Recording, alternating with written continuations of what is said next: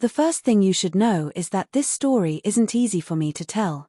Even now, the memory sits in my chest like a weight I can't shake. But if I don't speak it, it will eat me alive. So here it is, messy, complicated, and true. It started with a sound. Faint. Subtle. Almost nothing at all. But sometimes it's the smallest things that unravel your life. The house was too quiet, the kind of quiet that doesn't feel peaceful, but heavy. It presses against you, makes your pulse quicken even though nothing seems wrong. I was standing barefoot in the hallway, the cold hardwood floor grounding me, the tick of the clock matching the uneven rhythm of my heart. That's when I noticed the glow beneath the door. Soft. Flickering. Like a candle fighting to stay alive. My hand hovered over the doorknob, but I froze. I wasn't supposed to be there, not in that moment, not with my breath shallow and my thoughts racing. My name is Laura Bennett. I'm 38 years old, married to a man who looks perfect on paper. My husband, David, is steady, successful, the kind of man people call dependable. We have a beautiful home in the suburbs. From the outside, we're a family people might envy. But inside these walls, I was fading. Invisible. A ghost haunting my own life. And behind that door was Ethan, David's 19-year-old son from his first marriage. When David suggested Ethan move in after his mother's passing, I agreed. It felt like the right thing to do, the compassionate thing. Ethan was tall, quiet, his dark hair always falling into his eyes. He carried himself like a shadow, heavy but unseen.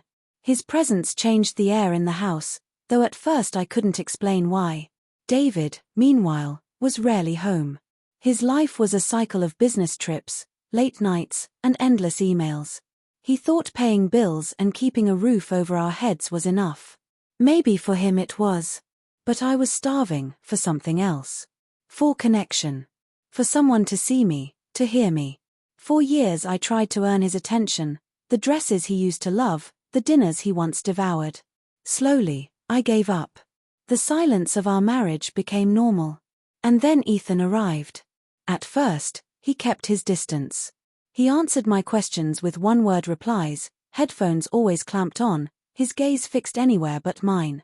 Dinner was unbearable, David scrolling his phone, Ethan pushing food around his plate, and me sitting between them, pretending the silence didn't suffocate me. But in that silence, something unexpected started to stir. Ethan began to look at me, not long, not obvious, but enough to notice. He'd pause when I handed him a plate, his thank you softer than I expected. He'd linger in the living room when I was there, just a few extra minutes. Small things. Barely anything. Yet they mattered, because they were more than I was getting from my husband. I hated that it meant something. I hated that I caught myself watching him through the kitchen window as he sat on the back porch alone, staring into the night. I told myself it was empathy, he'd lost his mother, and I knew what it felt like to lose someone, even if in a different way. But deep down, I knew it was more. The turning point came late one night. I was passing his room when I heard it, a rhythm, unmistakable, private. My cheeks flushed. My first instinct should have been to walk away, but instead I knocked. A reflex more than a decision. Inside, I heard the snap of a laptop closing, the shuffle of movement, then Ethan's voice, strained but steady. Yeah? I swallowed hard. Just checking if you need anything before bed. I'm good, he said. And I should have walked away without a second thought.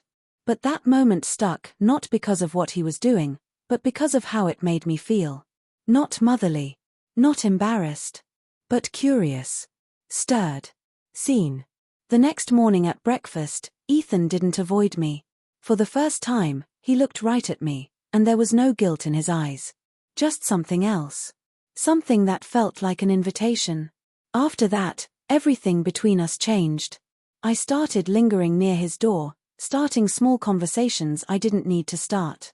I wore thinner robes around the house, blaming the summer heat, but I knew the truth, I wanted him to notice me. And he did. His glances lingered. His hand brushed mine when we reached for the same dish, staying a second too long. The silence between us grew louder, loaded with something neither of us said aloud. One night, David was gone again, and I suggested we watch a movie. Harmless, I told myself. Just a comedy, some popcorn. But halfway through, Ethan shifted closer. Then his head rested on my lap. My heart stuttered. My hands froze. And then, without thinking, I let my fingers trail through his hair, down his shoulder, until I caught myself, pulling back like I'd touched fire. Shame burned through me. But when Ethan looked up, his eyes weren't angry. They weren't shocked. They were quiet, understanding. They seemed to say, I see you. After that, every interaction carried a charge. Passing in the hall. Sitting at the table. Even silence felt electric. Then came the storm. The power went out, the house swallowed in darkness. I lit a candle and found Ethan in the living room, his face flickering in the glow of another match. We sat across from each other, the thunder outside echoing the storm in my chest. He spoke first. I hate this house when it's quiet. Me too, I whispered. He looked down, then back at me. It feels like no one's here. Even when they are. My throat tightened. I know that feeling. He hesitated, then added, I think about her a lot. My mom. My chest ached. She loved you. He nodded, but then his eyes locked onto mine. But she wasn't happy. Not really. A pause. Neither are you. I couldn't deny it. I didn't even try. And then, across the space between us, his hand found mine. Warm. Steady. Wrong, but impossible to pull away from. Our faces moved closer, and when our lips touched, it wasn't passion that drove it, it was need. Two lonely people mistaking each other for safety. What happened next wasn't dramatic, but it was permanent. A line crossed. A silence heavier than before. The storm outside faded, but the storm inside me roared louder than ever. The days that followed were unbearable. Ethan avoided me, his eyes never meeting mine. David came home early from a cancelled trip, oblivious to the chaos unraveling inside his house. At dinner, Ethan's chair sat empty, his door locked. I heard him crying one night, muffled but raw. I stood at his door, hand hovering over the knob, whispering, I'm sorry. The door flew open. His eyes red, his voice sharp. You said I wasn't alone. Then he slammed it shut. Those words cut deeper than any blade. Because I had meant them. I had wanted to give him comfort, but all I had given him was confusion, tangled in my own desperation.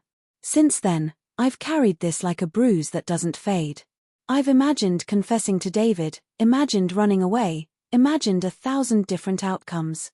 But the truth remains, loneliness can twist your choices. It can make the wrong ones feel like lifelines. I don't know if I'll ever forgive myself. I don't know if Ethan ever will. But this story is mine to tell, and if you've ever stood at a door, torn between what you should do and what you ache to do, then maybe you understand. So now I'll ask you, what would you have done? If this story resonates with you, share your thoughts in the comments. Your words matter. And don't forget to subscribe to Broken Vows.